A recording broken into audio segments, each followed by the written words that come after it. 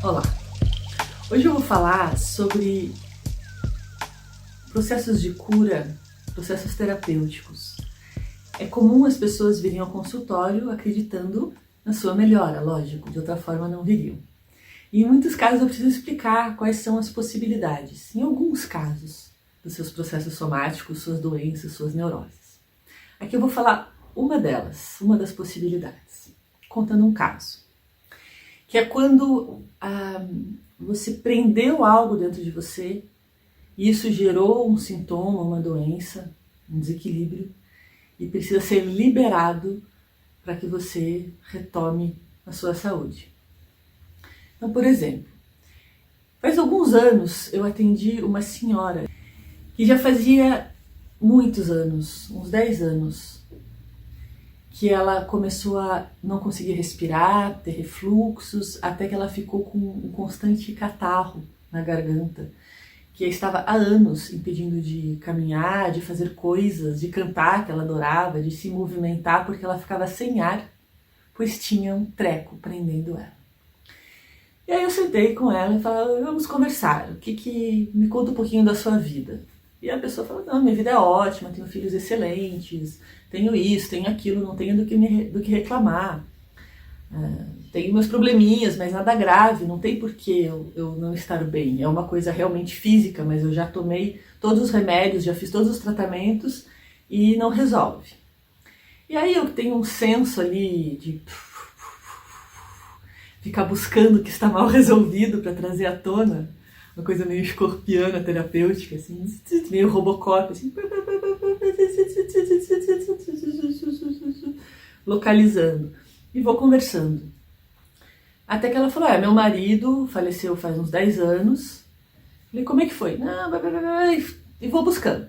Até que ela falou o que aconteceu, como é que o médico se portou quando o marido dela veio a falecer. Que foi algo que deixou ela muito chateada, a forma como ela recebeu a notícia, de forma muito fria e superficial para ela. E aí eu consegui acessar ali com ela o que ela não disse para aquele médico. E eu falei, se você fosse dizer alguma coisa para esse médico, o que você diria? E ela falou, poxa, eu diria... Comecei a dar uma notícia assim, eu sempre te confiei, minha família confiou a você, a nossa saúde... Aí já veio aquele alívio, né? E aí, como era um processo já muito somatizado, não basta você abrir isso. Esse é um começo. Aí a gente colocou essa mulher de pé, e eu coloquei uma música bacana, e a gente começou...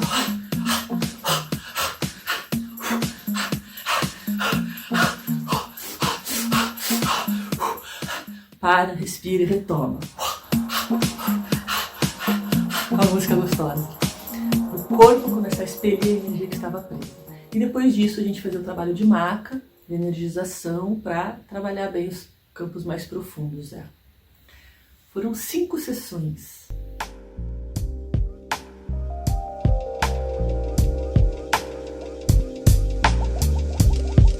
E finalizadas essas 5 sessões, que eram as combinadas na ocasião, ela me deu um retorno dizendo que aquilo estava sumindo,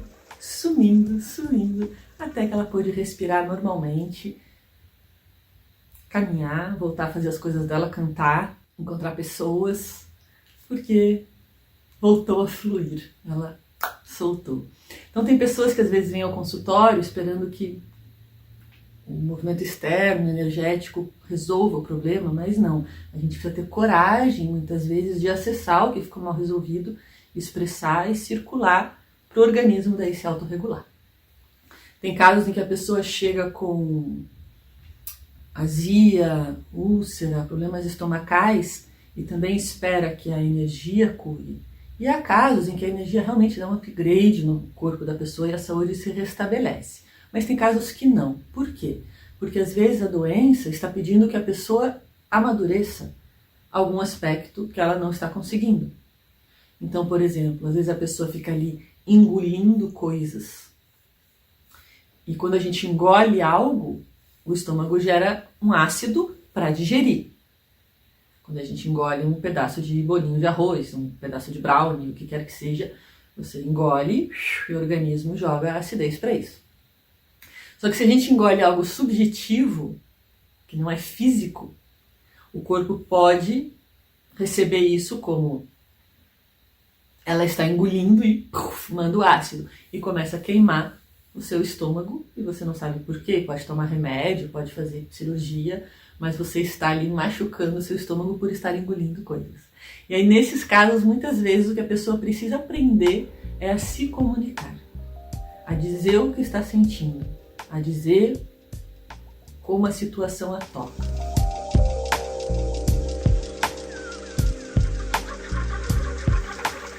Tem situações em que não dá para colocar isso para a pessoa, porque o outro não dá conta de receber, não tem humildade, enfim, a pessoa já foi embora, não tem como dizer. Aí pelo menos a gente precisa canalizar isso e dizer para outra pessoa, para um terapeuta, para um amigo que possa te escutar e colocar para fora.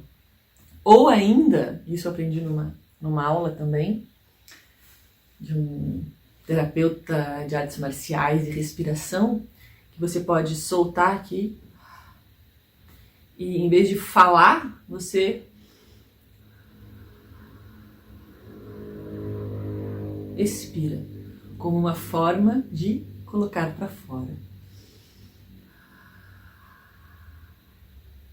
Se não é dito em palavras, nem com um destinatário, você pelo menos tira aquilo do seu corpo. Que é algo que eu oriento também nos retiros que a gente faz no Guartelá ou em outros lugares de silêncio, até a pessoa entrar em contato com a comunicação com a brisa, com o corpo, com a nuvem, com o sol, com o sistema, a mente fica naquele processo blá, blá, blá, blá, blá, blá, que está acostumado, né? Então, a caminhada em silêncio pede em vez de falar, que é diferente de você ficar e aí você não abre espaço para começar outros tipos de diálogo mais sutis que esses retiros pedem para a gente se conectar com a força das coisas, com a sutileza, com a energia, com outros estados, né, de comunicação e vitalidade. Então fica a dica. Ou você só vai poder conversar com uma pessoa daqui a 3 dias e teu organismo tá ali assim.